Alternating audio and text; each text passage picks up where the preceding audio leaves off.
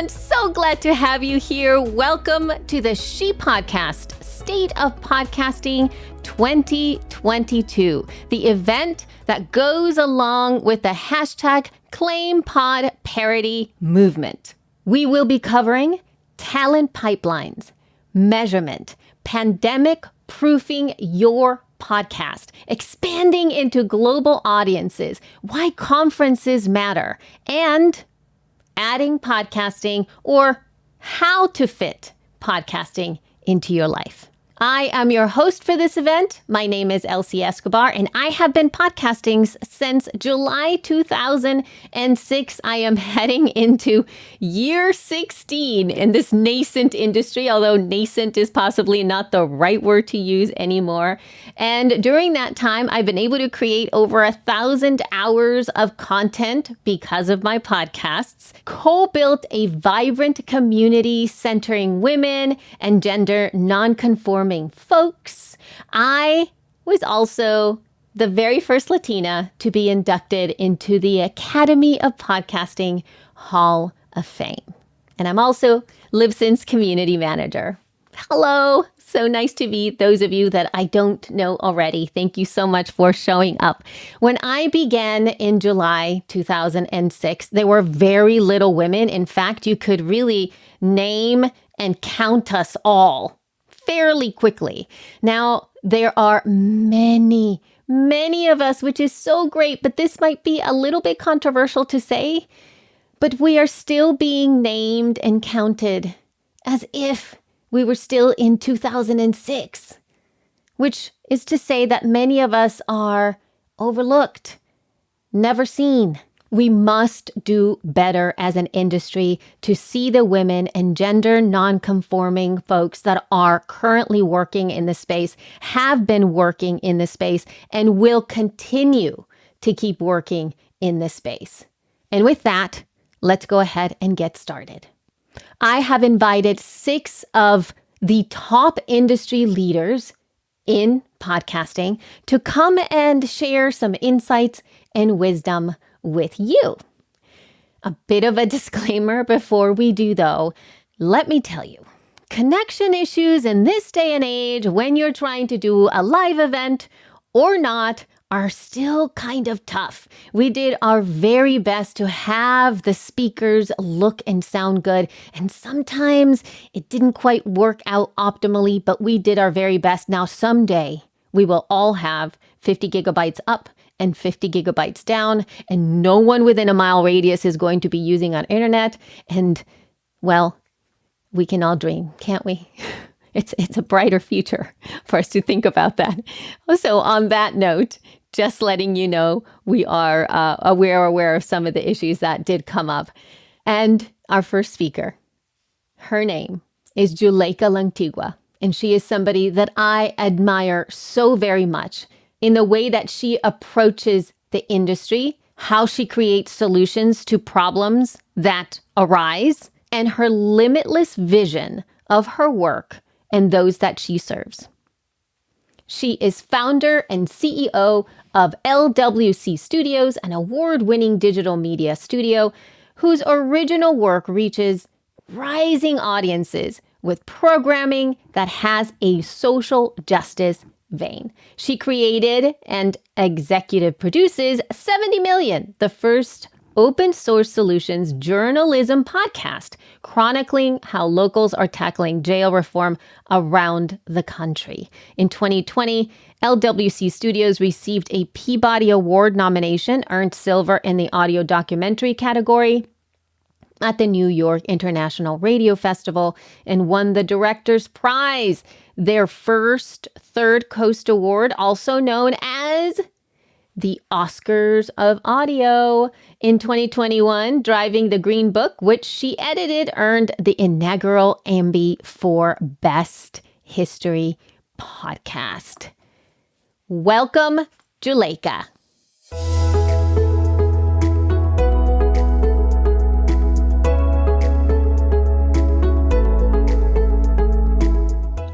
Hi, everybody. I'm Juleyka Lantigua. It's so good to be here with you today. Thanks to Elsie, who I always say yes to. I think that kind of runs rampant in the industry right now. Um, I was asked to talk to you about three very important things, things that I think about a lot. And so I'm going to try and organize my comments accordingly. So the first thing that I was asked to speak about is things that our podcasting industry is overlooking at the moment. And this is definitely something I think about a lot, because it is one of the things that we're trying to impact at LWC Studios. And top of the list for that is the talent pipeline. We are seriously overlooking the impact of systematically and very intentionally building talent in the industry across all of the facets of our work. So I know that the superheroes in our industry are audio producers. Shout out to them, and audio engineers and audio designers. But we have to really deepen the talent pool in the editor ranks, in the writing ranks, in the voiceover ranks. Literally across every single role that is necessary to make audio, we have to deepen the ranks, because what we're facing right now is a talent crisis. People are being scooped up left and right. People are not staying at places longer than a year, maybe 15 months, because there is such a need across the industry. So the talent pipeline is something I think about a lot. And one of the ways that we're trying to address that is through the work of our Podcasting Seriously branch. And Podcasting Seriously has expanded from monthly seminars to a weekly newsletter to an awards fund. We just launched the Video on Demand series. And this is the way that we are trying to provide education and training and opportunities and pathways for people who are coming into our industry or who want to level up in the industry. And so the talent pipeline is definitely something that I think about a lot. The second thing that I think about a lot, almost obsessively, is other ways to measure that are not a download.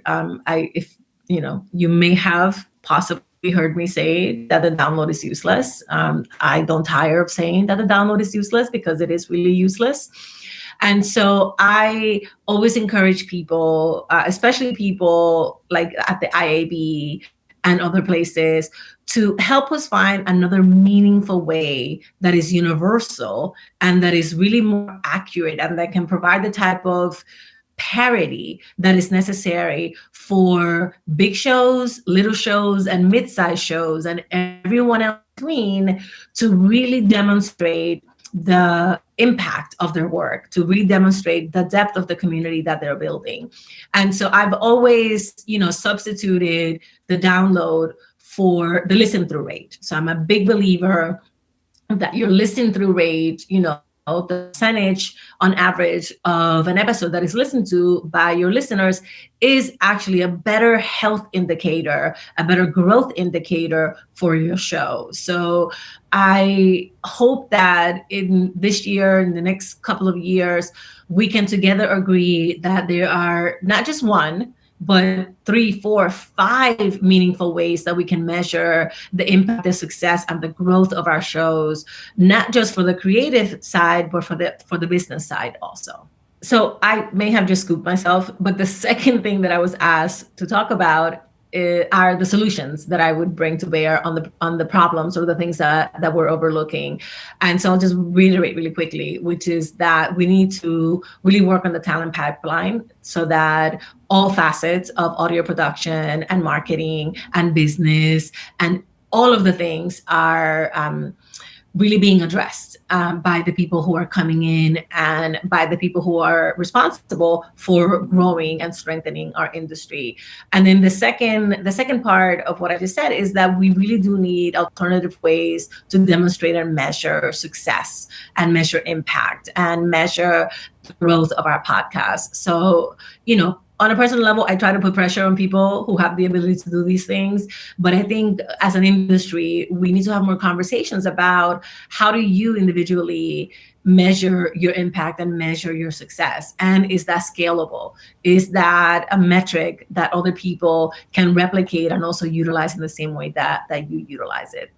And the last thing I was asked to talk about is my dream for podcasting in 2022. And this is great. This is the if you had three wishes kind of question, what would you do? And so I think my dream for podcasting is that we raise our risk tolerance. I think that the more corporate that we become, the more risk averse that we're becoming. Part of why I came into podcasting was because people were trying all kinds of things. 5 years ago, people were experimenting with format, they were experimenting with languages, they were experimenting with genre. And all of that, for me as a storyteller, was incredibly exciting. And I thought, these are my people. I want to go and hang with these people. And I think now, with those headline catching deals, those multi-million-dollar deals, we are becoming a little bit more corporate. And that makes me very nervous as a creator. I really want us to continue to raise our risk tolerance, because that is how you can push, that is how you can innovate, right? And so I love when people tell me about some crazy idea that they want to try. I love encouraging people to pilot different ways of bending and twisting this medium that we love. And so my number one wish for podcasting in 2022 is that we let go a little bit and take more risks and be bolder like we were a few years ago when I came into the industry. Thank you for letting me rant. I love talking shop. I love the work that I do. I love this medium. I love my team. And so it's always wonderful to have an opportunity to share ideas. And I'll be in the audience listening to everyone else. Have an amazing day. Thank you so much, Juleyka. Yes, raising our risk tolerance. Write that down, people. Shout it out. Continuing to innovate. I mean, come on. Let us continue to try out new things. Thanks for all of that wisdom, Juleyka. Established companies and organizations, take a chance, take a risk. Even if it fails, there's still so much to gain, especially as it pertains to your legacy in this space. And yes, I can guarantee you that it will affect your bottom line. Failure does not necessarily mean that you're not going to be successful. And it's actually beyond a viral hit, right? We all don't need viral hits. And as we just heard Juleyka say, find all of the ways in which you can measure meaningful impact beyond the download. For those of you who have worked with me in the past, you know that I often say and ask one question that I hope that all of you watching today are going to keep with you. When is being able to measure something your liability? And when is it your asset? Ask yourself that question and see how that plays out for you. Juleyka spoke about another thing that our next speaker is going to expand a little bit more about: building the talent pipeline. Kristen Meinzer, someone that I, for one, have learned already so much from when it comes to creating a highly engaging show, building a corresponding community, and elevating the production of a genre that many of us in podcasting really take on. I've had the honor of having her be one of the very first keynote speakers at the first She Podcast Live in 2019, and she was phenomenal. So many people got so excited when they heard her speak. Kristen Meinzer is an award-winning podcaster, culture critic, royal watcher, and author. Her podcasts, which include By the Book, Movie Therapy with Rafer and Kristen, and When Meghan Met Harry, and others, have been named to the best of lists by Time, O, The Oprah Magazine, Vulture, IndieWire, and more. As a culture critic and royal watcher, Kristen regularly appears on the BBC, CBC, NPR, CNN, Vox, and other outlets. As an advocate for women and people of color in the podcasting space, Kristen has served as mentor in the Spotify Sound Up program, a keynote with She Podcast, like I just told you, and a 2021 appointee in the U.S. Speakers Program, working with South African storytellers, shining a light on gender-based violence. Her book, So You Want to Start a Podcast, won the Audie Award for Best Business/Personal Development Audiobook of 2020, and How to Be Fine, which she co-wrote with Juleyka Greenberg, was an Audible #1 bestseller in 2021. Welcome, Kristen. We're so happy to have you.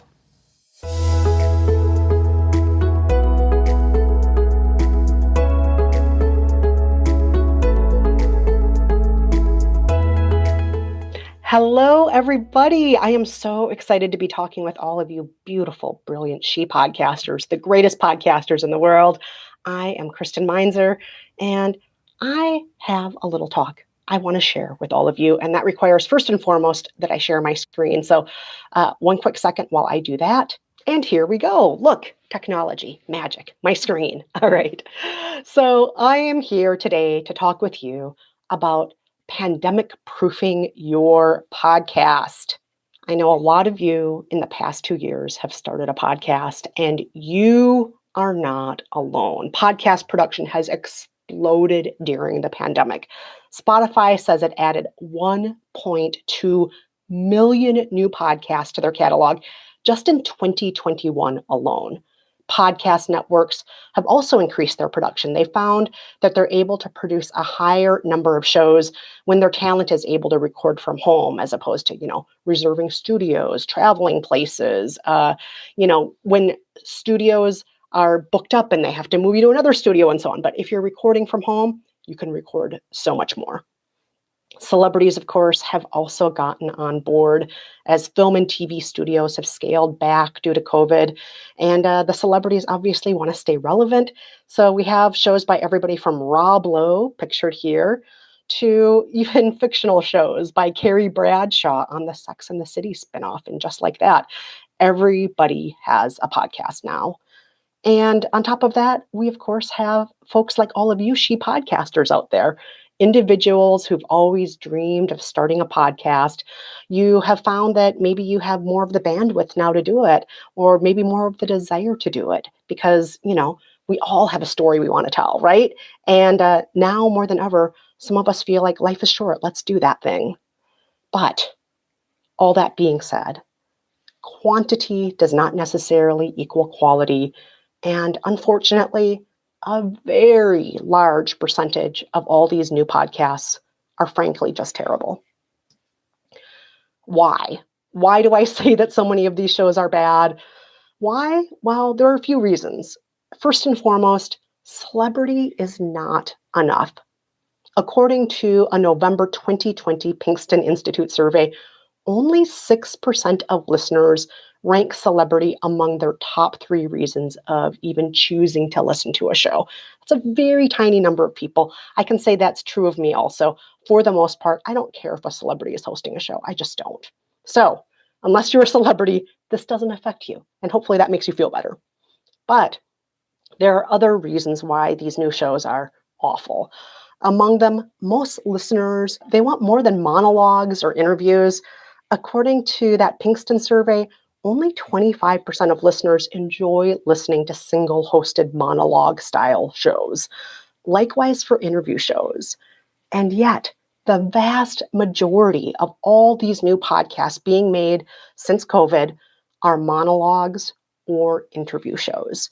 And on top of that, they're monologue shows and interview shows being conducted by people who are very green, who are not practiced. I'm not saying that these folks hosting these new shows don't have the capabilities to be great at it, but there is a little runway for that. We all have to learn how to do our best. And most people who've started during COVID, they're just not at their best yet. Third reason why these shows are so terrible, most creators are not thinking about the 2 most vital things that a podcaster has to think about, in my opinion. The why and the for whom. Meaning, why are you making your show? Too many people say, I'm doing it because everybody else is doing it. Everybody's starting a podcast now. I should start a podcast too. And I am here to tell you right now, that is not a good enough reason to start a show. Think in your heart about the why and the for whom. Is it for stay-at-home moms? Is it for people who are launching a second side hustle? Is it for people who are in school as older adults? Think about who your audience is, the why and the who. And remember, if you think your show is for everybody, it's really for nobody. Final reason why so many of these new shows are terrible: equipment.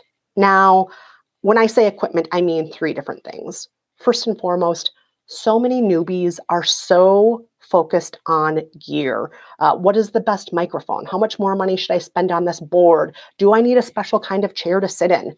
People are spending thousands and thousands of dollars and thousands of wasted hours researching gear, investing in gear, and not investing in the things they should be, like thinking about story structure, the format of their show, how they're going to engage with their listeners. They're not thinking about the big things. They're thinking about the easy thing, which is your shopping list. Don't waste your time doing those things. When I say gear is an issue, I also mean recording off the wrong gear. Too many people who've launched podcasts during the pandemic are just pulling audio from their Zoom meetings with friends. And that is not good audio. Zoom meetings were never designed to be released into the world as podcasts. And third, maybe they have decent equipment, but they're using their equipment in the wrong way. A lot of people starting out are thinking, the best place to do this would be my kitchen table. And they're not thinking about how echoey their kitchen table sounds. There's hard surfaces everywhere in a kitchen, your refrigerator, your cupboards, that tile floor, and that makes it sound like you are an amateur speaking into a tin can. Or maybe they are not sitting close enough to their equipment. For example, maybe their microphone is 2 feet away from them, and you need to speak into your microphone in a way that sounds professional if you want your show to sound good. So, let's talk about all of you out there and why you are going to be the exception to the rule when it comes to all these bad podcasts that have been released since the pandemic. I know all of you have it in you. Some of you are probably doing all of these things already, and I applaud you for doing them. But if you're not, you're going to be able to fix things right now, because I have 6 things that all of you can do to make your podcast sound better, more professional, more enticing to listeners. So the first step: consider getting a co-host. Half of all listeners prefer a podcast with multiple hosts discussing a topic together, according to that Pinkston survey. When you have a co-host, you're not just monologuing. You're not preaching at people. You are in conversation. You can laugh at each other's jokes. One of you can be the foil for the other. Each of you can have a role. One of you can be the comedian and one of you can be the critic. There are so many things you can do when you have a co-host. You can be engaging with each other in a way that makes the listeners feel engaged with you. So consider getting a co-host. Step 2, be intimate with your listeners. Since the pandemic, more and more listeners say they don't just listen to podcasts to be informed. They listen to them because they are lonely or they want their mood improved. A recent Dozer study found that 38% of US respondents listen for those reasons now because of COVID. So don't just talk at your listeners. Be vulnerable, be funny, and above all, engage with them. If you're talking about money struggles, be sure to ask your listeners, tell me your stories about struggling with money. What was that like for you? Are you struggling right now? Give them a way to reach out to you, and then read their stories back on your show. Acknowledge your listeners. Let them know that you listen to them, that it's a two-way street. It's not just you talking at them.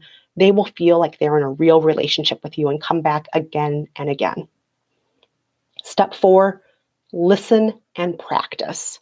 Now, when you're listening to your favorite shows, what stands out to you about the hosts? What are they doing right? What are they doing in their show that makes you want to continue listening week after week? Listen carefully to things that you might not just listen to as a regular listener, but that you would listen to as somebody who's trying to become a better podcaster.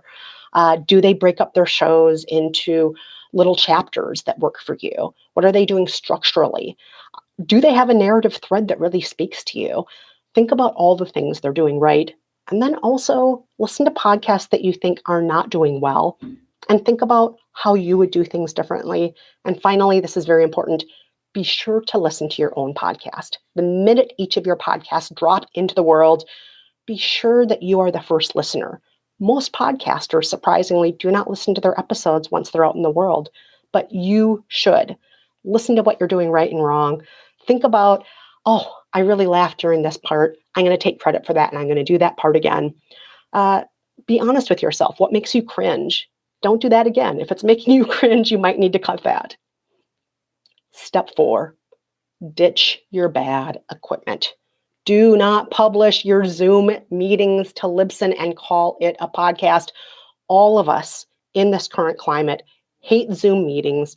We are trapped in them already all day. And to just hear that Zoom audio can feel like not an escape and not like good company. It can feel like we're trapped at work again. So ditch all of that bad equipment. Do better.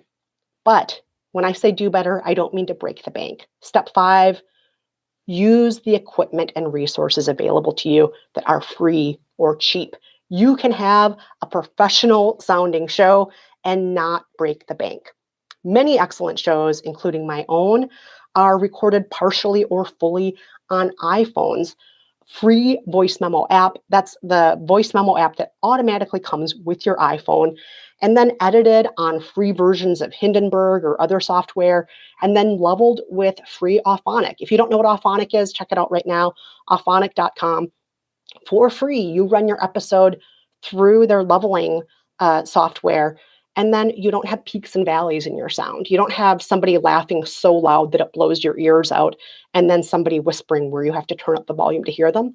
Auphonic levels it all, and it's free. There's so much free software out there, so many resources that are free. You do not have to be distracted by gear. Just use what's free out there. That's what I do for the most part. And then, of course, use your equipment in the right way. Keep your microphone roughly a fist from the side of your mouth. And then as far as where you're recording, don't do that kitchen table that I mentioned earlier. Do your recordings in what I call a soft space. So what you see here is a photo of me in what used to be a closet. It's still a closet, honestly. But before I would record surrounded by clothes, and that sounded terrific. But it didn't always feel the most professional. But then my husband, very kindly, he found all these secondhand noise-absorbing panels. He pinned them up on the wall, and the whole thing cost just a handful of dollars. It cost next to nothing. And that makes me sound like I'm in a professional studio, even though I'm still in a closet. But if you don't want to go through that extra step of putting up sound paneling, just do it in a closet the way I used to, with the clothes around you, or talk into the back of your sofa. Record in your bedroom. Record in a place that softens the sound when you're recording so that you actually sound like you're in a padded out studio. Nobody will notice if you're recording in your bedroom, and the listeners will think you sound terrific. So these are just 6 steps to pandemic-proof your show. And again, I know a lot of you are doing some of these things. If you're not, do them all right now. And also, don't forget that who you're making your show for and the why you're making your show that I mentioned earlier. I know you all are superstars. Your pandemic-proof shows are going to be excellent. If they're not already excellent, I know that you can do it. I am cheering for you all. Thank you, Kristen. That was just amazing advice. All of you who are watching right now, go ahead and share your favorite piece of advice that Kristen shared during her presentation. Go ahead and just put it in the comments. That would be so incredible. I'm going to share my favorite piece of advice that she said. She said, if you think that your podcast is for everybody, it's really for nobody. I mean, and also that sweet, lovely face with which she said that, I was like, Genius. That said, I would like to share with you that, during the pandemic, everything she said really I took to heart. And I've been thinking a lot about production at home, about creating the optimal experience in terms of what I can put out inside of my home. And I've been really doing a lot of research because you can never, ever stop learning. I can tell you that. You can never stop learning. And the more I get my hands dirty, the more excited I get. So I'm going to give you just a really quickie behind the scenes right now as we speak, as we move through this. So I'm going to show you here. This is the behind the scenes. It's the behind the scenes. You can see that I have my little Mac Mini here. I've got my keyboard. I've got I love this thing, my Stream Deck. And then of course, yes, I am recording in my bedroom, right? I am recording in my bedroom, and it can really show you the possibilities of what you have going on here and the ability to switch in so many different ways and make things fun for yourself as you start to do this process. Phenomenal advice on being able to up-level your process. And moving from up-leveling your process, we move into our next speaker, JJ Ramberg. Now, JJ's enthusiasm and her willingness to say yes again to so many different things just bring me so much joy. One thing that I really love about JJ is the fact that she is a massive champion for independent podcasters out there. There are so many of us that are in the trenches. A lot of the times we might feel like we are not seen because she's going to talk about a lot of this stuff anyway. Just the fact that she sees us and she's created a product that really highlights and helps us to the very best be heard or discover more audiences is just so incredible. JJ Ramberg is the co-founder of Goodpods, the podcast player where you can follow friends, influencers, and groups to discover new shows. Goodpods was recently named one of Fast Company's most innovative companies, and JJ was named as one of Inc. magazine's Female Founders 100. Prior to Goodpods, JJ was the anchor of the program Your Business on MSNBC and co-founded Good Shop. She is the author of the best-selling It's Your Business and the Startup Club. Welcome, JJ.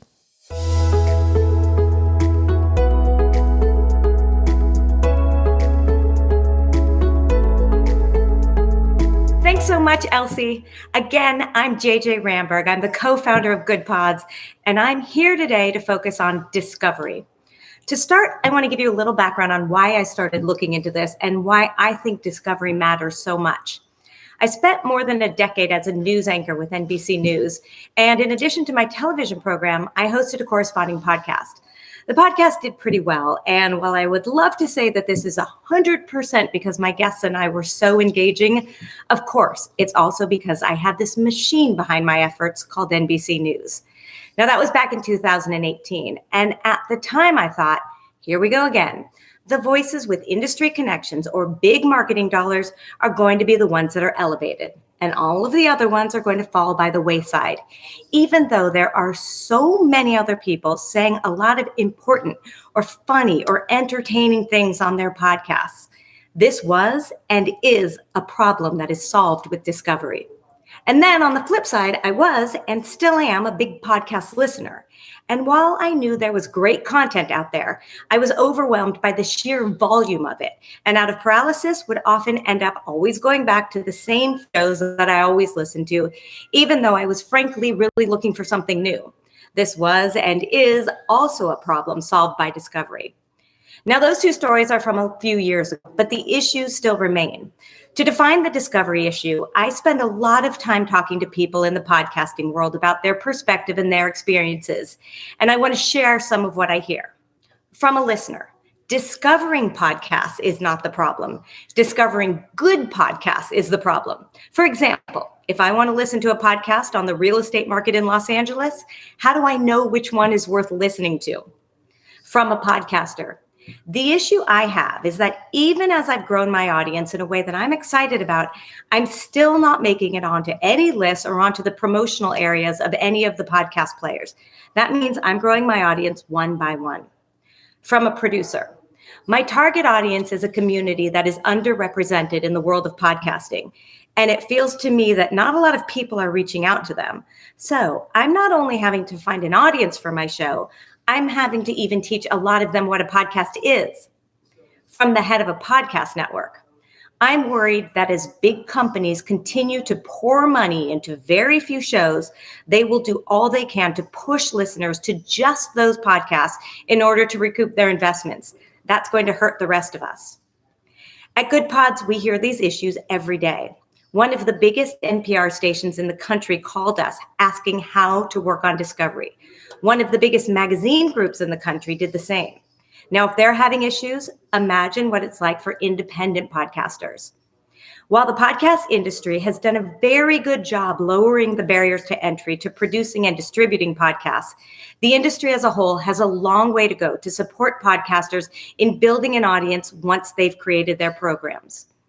If we look at the top 10 shows the last year, according to Edison Research, they are an average of more than 7 years old. 7 years old. Shows with history like that have had the benefit of being early to a trend and then building on both the word of mouth and SEO that comes with being early. Newer shows are at a disadvantage. And if we want to tackle the issues we were talking about just a second ago, we need to think through how to help podcasters grow their audiences. Discovery, as we define it at Goodpods, is how do we as an industry help listeners find great content that is relevant to them? And how do we help podcasters find new listeners, which in turn creates opportunities for monetization? If we want more voices to be heard, we need to make sure those voices ultimately get compensated for their work. And so all of those issues above are ones that I think about every day. So what's working right now? According to Jacobs Media, the main driver for discovering podcasts is word of mouth. That's both offline, like at a dinner party or on the phone, and online, like on Twitter or Goodpods or Reddit. This is followed by mentions in other podcasts, radio, editorial, and browsing in apps. We're focused on amplifying all those methods, particularly word of mouth, in a way that helps all podcasters. There have been examples in other industries, books, restaurants, travel, where word of mouth aided by technology, like Goodreads, Yelp, or TripAdvisor, has helped those industries. I'm excited to be part of a community of leaders who are focused on this issue. There are a number of solutions helping podcasts with discovery. This includes networks, big and small, that work together to help market shows across audiences, people leading and participating in Facebook groups and Reddit groups, and those working hard to reach and educate communities that are underrepresented to give them access to both create and listen to podcasts.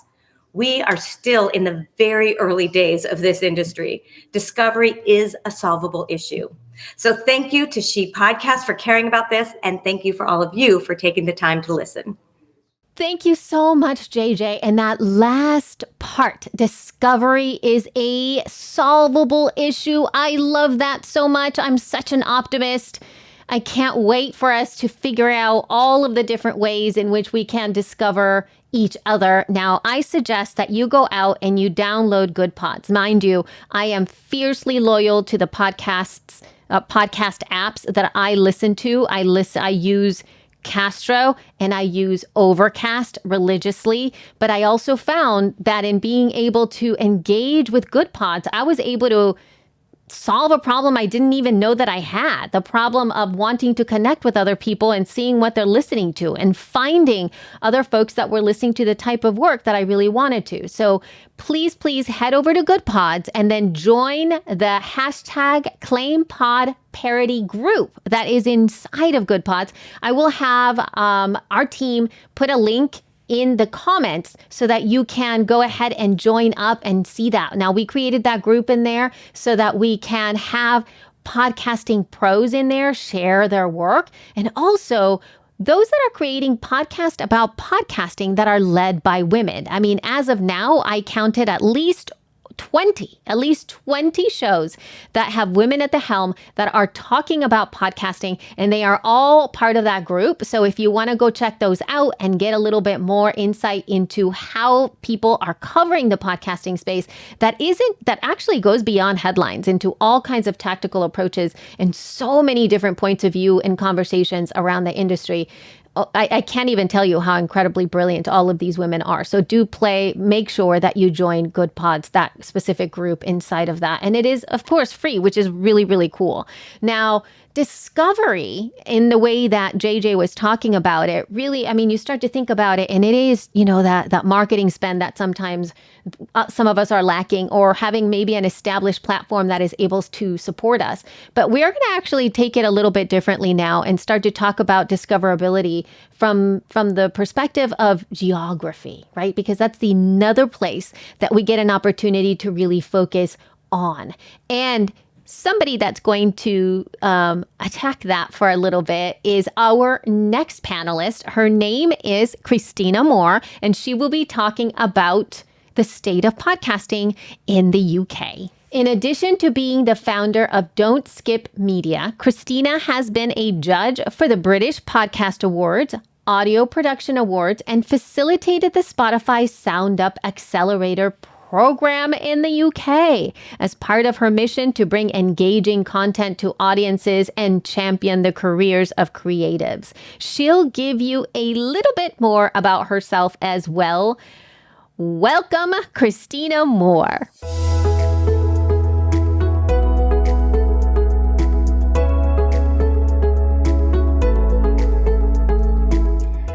Hi, my name's Christina. I'm the founder of Don't Skip Media.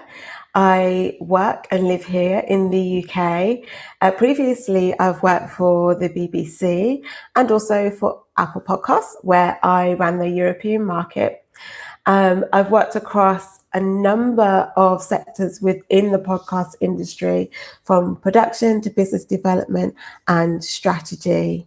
Welcome to my presentation on podcasting in the UK. Today, I wanted to give you some insight into the UK market so that you can feel empowered to either start shows that are targeted to the UK market, or even market your current show to a UK audience. So in my first slide, I want to demonstrate how many listeners and what the opportunities are in the UK. So just to give you some context, there are 70 million people in the UK, give or take. The number of listeners we had in 2021 was 14.6 million podcast listeners. That's up 2.4 million listeners on the previous year, on 2020. It was over the estimate that Ofcom and other sources had figured in 2020. It's estimated that this year in 2022, there'll be 15.5 million listeners, which will be up 2.9 million, or 23% on the pre-pandemic forecasts. I think this is really interesting because what it means is that, yes, there is growth, but also there's lots and lots of room to offer more shows, a diverse range of genres, and also kind of target potential listeners, people who are not already listening. I think what happened during the pandemic, there was a switch from commuter listening to home listening at one's leisure. And also what that led to was podcast discovery, more engagement and exchange between friends. And so I think that's why we've gone over and above our 2020 forecasts over the past 2 years or so. Also in 2021, Ofcom, our media monitoring agency, they had done a survey on multiple listeners in the UK, where they asked people to select multiple genres of podcasts that they enjoyed to listen to, where they asked listeners to select multiple genres of podcasts that they like to listen to. You can see there are few outliners here that kind of like at 78% you got comedy, At 77%, you've got entertainment, and at 72%, you've got discussion and talk. And I think some of those categories won't be of any surprise to content creators in the US. But what it does demonstrate is that there's some real opportunities to kind of target UK audiences, grow your audience as a podcast creator, and also look at what other shows you might want to create in the future. If you'd like to know more about the podcast industry in the UK, you can get in touch with me at Don't Skip Media. Follow, drop me a DM, be lovely to chat about the industry here in London. Thank you so much, Christina. And the UK is not the only place that is ripe for growth, ready for the taken. I'm thinking of Africa and South and Central America and Asia. All of those countries right now are just bursting with creators, looking for ears, looking for audiences for them to really share their work and their world. One of the differences that I'd like to bring to the table and something that I'm super passionate about is being able to create multilingual content. In a lot of these other countries, there is so much work being put out that is not in just one language, and it's also not in English. So there are some podcasts that are strictly the language of the country, but there are many podcasts that are being created that are multilingual. So within one podcast, there can be a varied amount of conversations and native tongues and also other tongues that folks are really speaking into. Some of the experiences that I've had has been in both creating content, which is in a multilingual experience, particularly for me in terms of Spanish and English, and also being in podcasts where I get an opportunity to speak in what we often refer to, for those of us that immigrated to the United States or anywhere else for that matter that speaks English, something called Spanglish, where we get an opportunity to move back and forth within the language inside of from one sentence to the next. I had the opportunity to be invited to be a guest in an Indian podcast that is about podcasting, and I was interviewed in Hindi, which was a pretty phenomenal experience for me because the hosts were speaking in this Hindi/English conversation, and I was able to kind of get an idea of what was being said. They prepped me very well, but it was one of the best experiences that I've ever had. So keep an eye out on that. And if you are a bilingual person who happens to feel comfortable going back and forth into your languages, I challenge you to start to create the work and express yourself in the way that you live your life. There are many of us out there that are multilingual speakers, bilingual speakers, that would really relish in being able to listen to a podcast that has both of our languages playing. And moving from growing audiences globally and discoverability to community.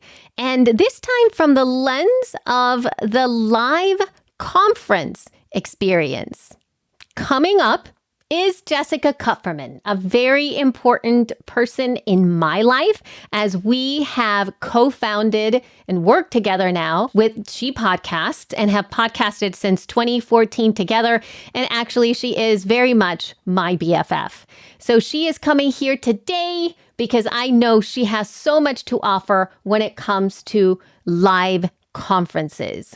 As mentioned before, she is the co-host and co-founder of the She Podcast brand, which currently supports over 21,000 women and non-binary podcasters and has a digital marketing reach of over 55,000 content creators.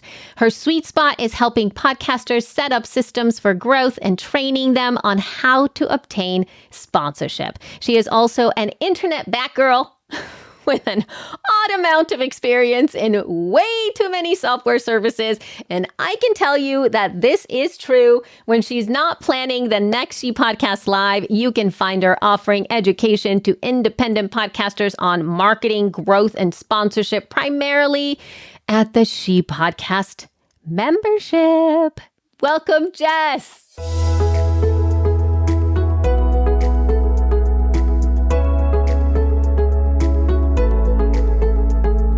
Hello, I'm Jessica Kupferman. I am the CEO and co-founder of She Podcasts. And welcome to another episode of She Podcasts, the State of Podcasting. Today, I am going to be discussing with you the state of conferences and why they are still so important. There was a New Media Expo. There's also social media marketing world, which used to be blogger world, and podcasting was a part of those things, even though they weren't specifically for podcasters. And then in 2014, the first podcasting conference came to be, which was Podcast Movement. And the first time we were all together in a keynote room in Dallas, Texas, Cliff Ravenscraft gave a talk about how different we all were, but that we were all unified through the passion of creating content for a podcast and through the passion of our audiences. And it really moved me because the one thing I had noticed about podcasting that was different than other kinds of content creation was that the audience is so much more real. They're so much more engaged. They're so much more active. There's so much more feedback than there ever had been before. And he was talking about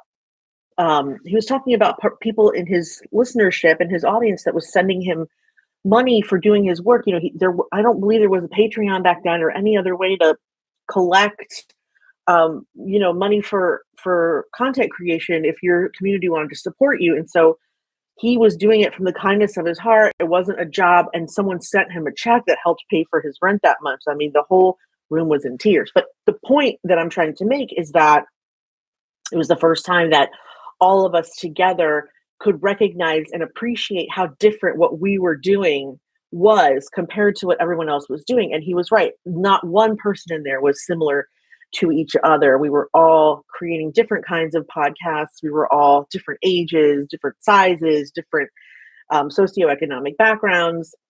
But it was great fun to be together and to learn with those people and from those people. It's very inspiring to get to know other women doing women's entrepreneurial shows, which is what I was doing at the time. And then after that, I attended a small conference in Tampa, which was sort of family run and put together by the Kremitzoses. So Chris was running PodFest. He had just started PodFest, and Katie was the keynote speaker. And I think there was about maybe 100, 200 people there, but there were beach parties and there was bar parties. And the thing that he had done differently was he had a green room just for speakers. So if you were more advanced in your podcasting journey, you could network with other people who were, because they had probably also been chosen to speak. So the people that I got to network there were like Dave Jackson and Katie and other people that were more established in the podcasting space, both in the industry and as podcasters. So for that reason, it was wildly fun hanging out with Liz Covart from Ben Franklin's World. And I'm not name dropping. I'm just,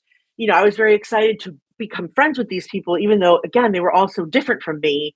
It was an honor to bond with them and be able to share that experience. Since then, Podcast Movement and PodFest have grown from 200-300 people to thousands of people at both conferences.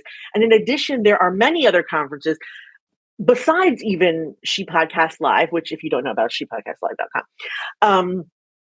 But for example, the Black Podfest, the podcast show that's going to be in London this May. There's so many others. There's going to be a women's podcasting festival in London also. There's the Hall of Fame, which has been since, Podcast Movement started. They did it for a couple years. It went away. It's coming back, with the creation of the Podcast Academy. And Podcast Movement even added another one, Evolutions, which is a show mostly for industry professionals and professional podcasters. So they created tracks. There is a track for newbies, but because it's in LA, we get exposed to sort of the hub where I guess you could say the big kids play. But it feels like stepping up the game a little bit and allowing people who create in LA into the space and allowing them to speak. So the reason why this reflects the state of podcasting is because even though it's been happening for almost 10 years, there's so much more interest in the space. So conferences have several purposes that make them important.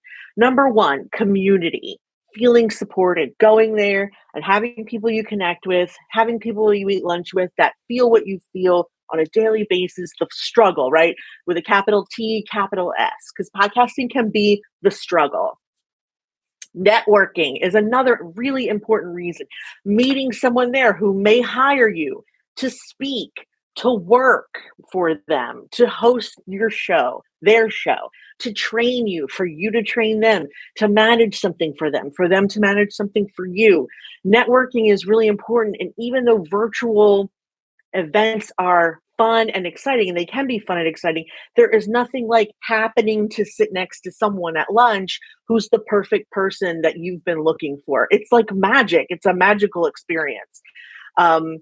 Meeting collaborators that you're going to host with, that you're going to work with, that you're going to make business with, that you're going to create channels with.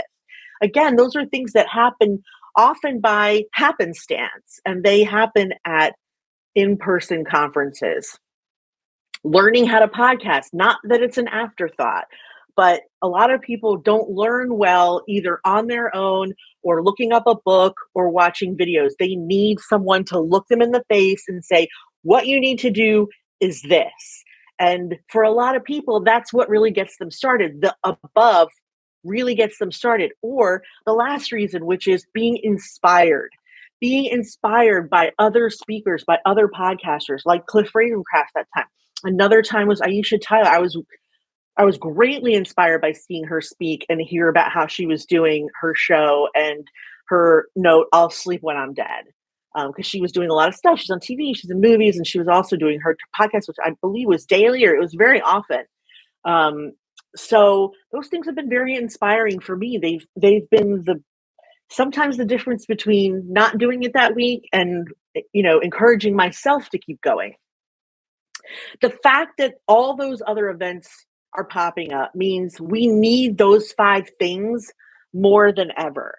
We need, obviously, to be inspired. We need to learn. We need our community, but we also need opportunities to speak and show our knowledge. We also need opportunities to schmooze with people that we want to be like. Those things are important. And the fact that they're growing means that more people want more opportunities, which I think is amazing. People are thirsty for those things. It means there's a bubble of excitement that hasn't even grown to its full capacity, much less popped, which I think is very exciting for the space and for conferences. And for lots of people, conferences are the only opportunities for those things that I've mentioned. And then wrapping up the things that I've noticed, the state of podcasting by way of conference. There's buzz around every event. I participate in it, but I've never really realized to what extent until I started planning She Podcast Live. So not only is there the whole aspect of attending the conference and meeting the people and seeing the speakers, but people want to plan workshops around your conference, day before, day after, at night. They want to plan their own private parties, which means they're bringing their entire community to your conference, experience it together, and then talk amongst themselves about it at their own little dinner. They want to do group meetups, same thing. When we're in the mobile app, you can see like 400 meetups were planned at one point, just people who want to get together and bond with one another. Some people do an anti-conference where they don't actually want to go and learn, but they want to sit in the lobby and just see what's what. They maybe live in the area. They're into the hallway experience. And that's a very interesting aspect of going to a conference. And the amount of people that want to do that and ask for day passes or ask for passes just to the parties so they can do the networking thing without having to pay for all the education is phenomenal. I think as a planner, it can be slightly inconvenient, but for a person who's going, it's for a person who's planning it, the fact that people want to do that, I find very exciting. And to me, it means expansion. And lastly, entertainment. You wouldn't believe the amount of people that email and say, I have someone who's a singer-songwriter that would love to perform. I know a clown. I know a massage therapist. I know a manicurist, and they want to come and sort of service the attendees. So clearly, the people who are attending are very invested in their own experience because they're so, just like a podcasting audience is, right?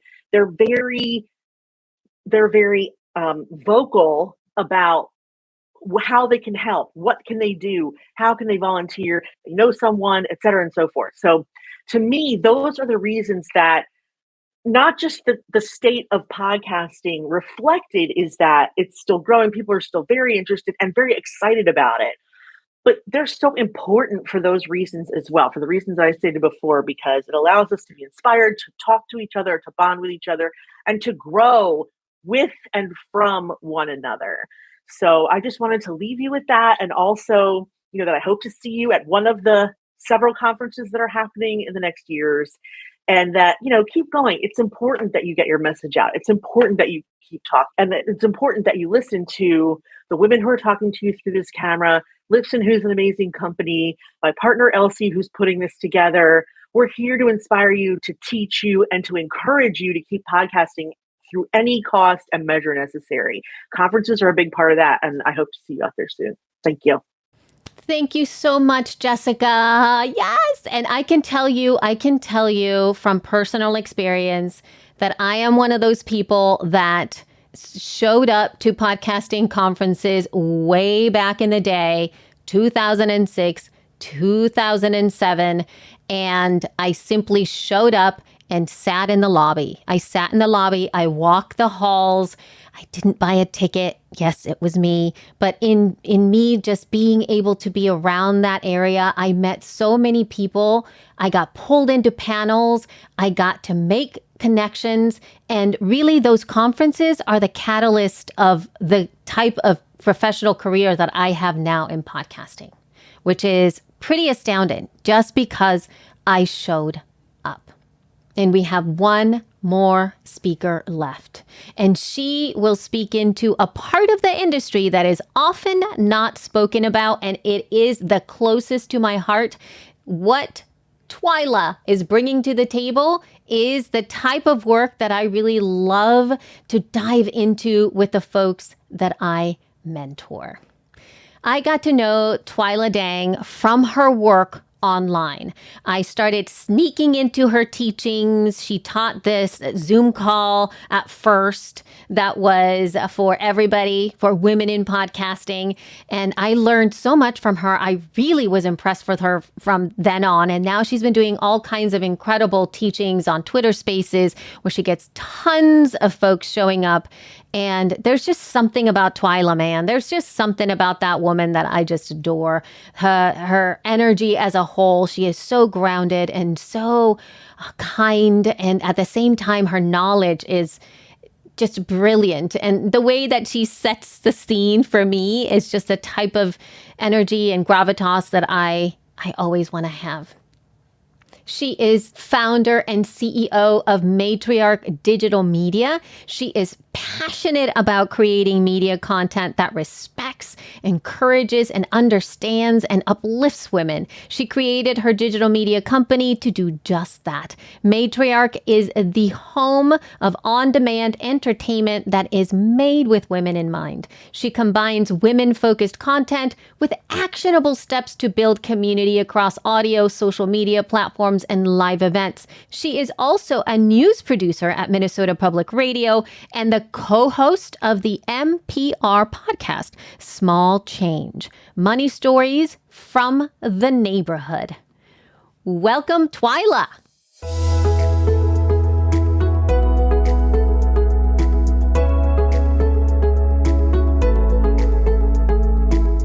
Hi, I'm Twila Dang, and I'm the founder and CEO of Matriarch Digital Media. And I'm here to talk to you today about the thing I think I'm most passionate about. I want more women working in our industry, but I want you to be able to have the life you choose while you're doing it. One of the most fundamental things I teach and instruct anyone that works with our company to do is to figure out how to fit podcasting into your life. It's such an important thing to be able to create a balance between the thing that you're passionate about and this project that you're working on and the ability to podcast with the fact that you have other responsibilities. Women are dynamic and we have so many things that we juggle on a day-to-day basis, whether it's personal relationships, children, spouses, people that we provide care and caretaking for, jobs and responsibilities, volunteerism. There are so many different things that we do. And when you find that you love something in the podcasting space, when you find that you have a talent for something in the podcasting space, your first instinct is to just run at it and try to find a way to do it as much as you can possibly do it. But you have to remember that it has to have a balance between the life you've already built and the life you hopefully love and are growing to love, and this new passion that you've found. Now, if you know me, you know I say often, as a woman in podcasting, I want you to take yourself seriously from the very first day. And that means I want you to treat the podcasting that you're doing and the work you're doing in the podcasting industry with the same level of gravitas and responsibility that you would treat your caretaking or your employment or your personal care. It's important in order to be able to create balance that you put those two things together. So let's talk a little bit about how we do that. First of all, I'm a big advocate for organization. When you're making a podcast and you're in the middle of a podcast production, you have to make sure that you organize the details as much as possible. Do as much of your thinking up front as you can possibly do. Use organizational tools. Use the things that work for you. I don't care if it's the old school calendar or if it's something like a Slack or if it's an Asana. Pick a tool that works for you and help yourself organize your thoughts, organize your production. Make sure that anyone working on something with you are all on the same page, so that when you have the time you actually block out to make and actually produce a podcast, that you are being as efficient with that time as possible. Now, if as you're doing that on the organizational side and the actual podcasting side, it's going to give you a very particular tool. It's going to give you the ability to figure out just how much time it takes to make the podcast that you make. And when you understand how much time it makes, then you can fit it into the calendar with the rest of your life. You can decide, oh, Tuesday nights are my podcasting night, or Saturday afternoons, or once a month on Sundays. However you manage it, you can't get there until you know what the pieces and the components are to help you figure out how to do that. Now, let's talk a little bit more about this idea of taking yourself seriously. If you want to take yourself seriously as a podcaster, you need to have conversations with the people in your life that are important to you so that they understand that this is an important part of your life. You fit it in and schedule it just like you do anything else.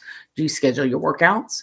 Do you schedule your time with friends? Do you schedule your family outings? Schedule your podcasting. And then make sure the people who are important to you understand it's important, and make sure that you all work together so that it balances out in your calendar and balances out in your life. You need to be able to work together and work and move all of these things into place so that you're getting what I hope is the biggest benefit of this, which is you found something you love to do. You found a way to utilize a skill set you didn't realize you had, but you're doing it in a way that doesn't cause stress for you or resentment from the people that care about you because they want to be a part of, your everyday too. Now let's talk a little bit more about what a good life looks like in terms of fitting podcasting into your life. I am a living example of when you sit down and design the life that you want, you can have the things that you want. Maybe not all at the same time, but you can definitely have the things that you want. I'll use my own life as a quick example. I was a stay-at-home mom for 12 years, proudly so, really loved doing it. I had a radio job as my kids got a little bit bigger that required me to be available almost exclusively on weekends and in evenings often. And then I had this idea and I wanted to start a podcast company. Now, I skipped a couple of steps. I didn't decide to just make a podcast. I decided to have a network, which most people don't usually come out of the gate doing. But when I decided I wanted to do that, I had to be really transparent. So I sat down with the most important people in my life. I sat down with my husband and we talked about what it would require for me to do this and what kind of path I was putting myself on to make sure that I had the financial resources to do it without taking away from our living expenses in our life. I sat down with my kids and explained that, mom wants to try something new and it might be difficult. And I sat down and I talked to my friends and my family and said, hey, I'm trying something new here. I'm going to try to build something for myself. And it was the most ambitious thing I had ever attempted to do. Having those conversations did a couple of things. One, it helped me say out loud again and again, I'm doing something. I'm taking ownership of something. I am allowed to pursue something. And it also helped me practice actually saying it with conviction so that I would take myself seriously. And I'm not going to say it was easy to do up front. It wasn't. I oftentimes would refer to myself as someone who did a thing as opposed to the founder of a company. I wouldn't say, oh, I make podcasts. I would say, oh, yeah, I do this thing. Again, if you take yourself seriously from the beginning, it empowers you. It makes it easier to have the difficult conversations. It makes it easier to protect your time. It makes it easier to pursue the things that you want to do. Now, once you've had these hard conversations and once you started to think about the organization, then I want you to start thinking about how you make yourself stronger and better at this thing that you're trying to do every day. I want you to be the best podcaster you can be. So that means you need to be doing a couple of things that you might not be thinking of in the everyday. I want you to reach out and find colleagues and friends and network and mentors to help you get better at your craft.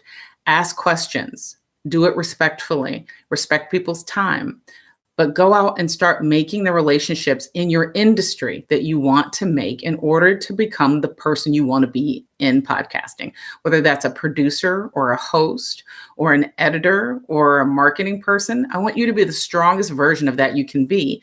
And sometimes you need help to get that. And it's okay to ask for that help. And then I also want you to go out there and just use the tools. You know, we're resourceful as women. We will go out and figure out how to get anything done that we need to get done. And we're in this wonderful stage where we have so many free tools and networking organizations and groups that we can be a part of and resources online that we can use to teach ourselves more and more things. Target the things that you need to know right now to help you get things up and off the ground. And then sort of make yourself a budgeted list of what you want to learn how to do over time. Now, let me preface this with one really important thing. It is not your job to know every single thing or every single solitary aspect of a podcast and how it gets made in order to make it.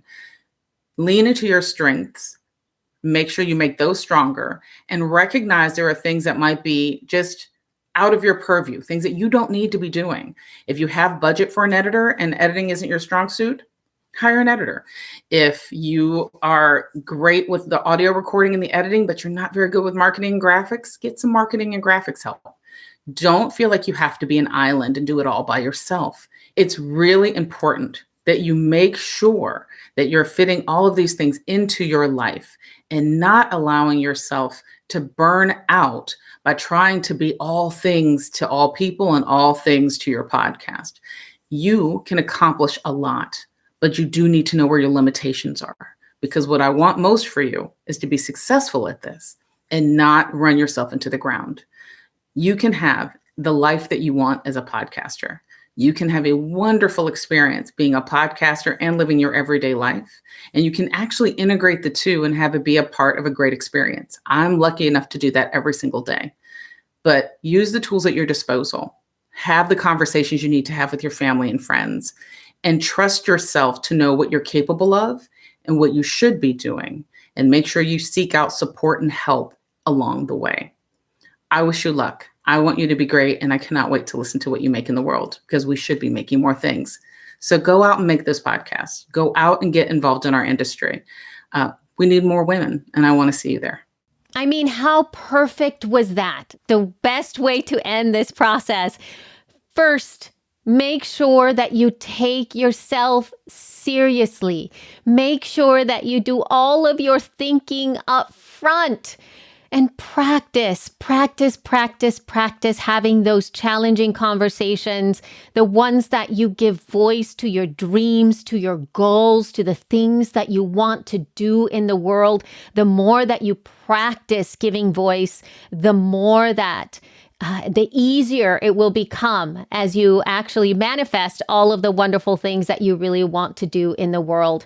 Those of you who know me know that this is a huge tenet in what I teach, because podcasting is an embodied experience and we must give it voice. We must put the voice out there and use these lovely things like the microphones as a conduit to be able to really have those powerful conversations in the real world, which is really where it makes the most most sense.